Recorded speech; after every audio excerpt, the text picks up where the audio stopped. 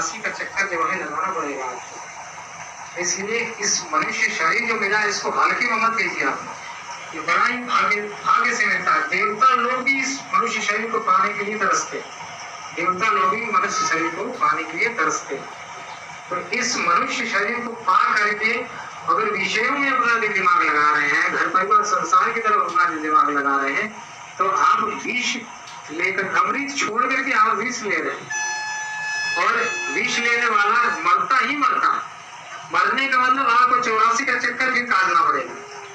84 के चक्कर से कोई बचा नहीं सकता, बचा सकता है तो केवल एकमात्र परमात्मा परमेश्वर परम एक सबसे अकाल ही बचा सकता है। और उसी के शरणागत होकर के ही जब जीवन जिएंगे, उसी के शरणागत होकर के जब जीवन जीना चालू करेंगे और रहना चालू करेंगे, उसके सिद्धांतों विधानों के अनुसार जब अपना जीवन रहना चलना चालू करेंगे, तब आपको भगवती विधान का लाभ, भगवान का लाभ और धर्म का लाभ मिलना स्टार्ट होगा।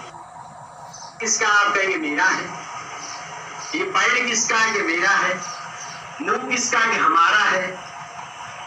तो फिर हमारा है, मेरा है, तो फिर हम कोई और हुआ ना। मान लीजिए बड़े भाग्य मानुष पर पावा, तो पाने वाला कोई और हुआ। जब पाने वाला कोई और हुआ तो समझ में आया कि मैं शरीर नहीं हूँ, इस शरीर के अंदर कोई और है। तो शरीर से पता चला कि शरीर के अंदर कौन है, तो पता चला कि इस शरीर के अंदर जीवात्मा बैठी है, जिससे ये शरीर चालित है, संचालित है। और उस जीव को जीवनी शक्ति देने वाला आत्मा ईश्वर ब्रह्म उसका पिता है। और उस आत्मा ईश्वर ब्रह्म का पिता परम ब्रह्म परमेश्वर परमात्मा खुदा गौर अल्लाह ताला है। जब इस शरीर का जब पता चला, तब पता चलने के पश्चात मनुष्य शरीर को कि इसको कहाँ लगाना चाहिए। कृपा से परम धाम आश्रम में हम पूर्ण रूप में भगवान की भक्ति सेवा में पूरा जीवन समर्पित कर दिए। हालांकि बहुत अटकलें आई, पारिवारिक व्यवधाएं, माता पिता भाई बंधु बहुत कुछ बोले, लेकिन वो कोई फर्क नहीं पड़ा भगवत कृपा से। एक इतना प्रभाव सत्संग का था, इतना प्रभाव सत्संग का था, और भगवान की ऐसी कृपा हुई उस समय कि लॉकडाउन हुआ। लॉकडाउन में क्या हुआ कि हमारा जो है जीवनी धाराएं बदल गई।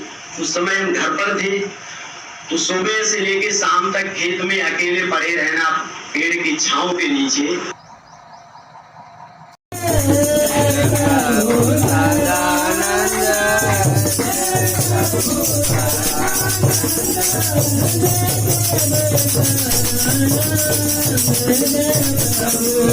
सदानंद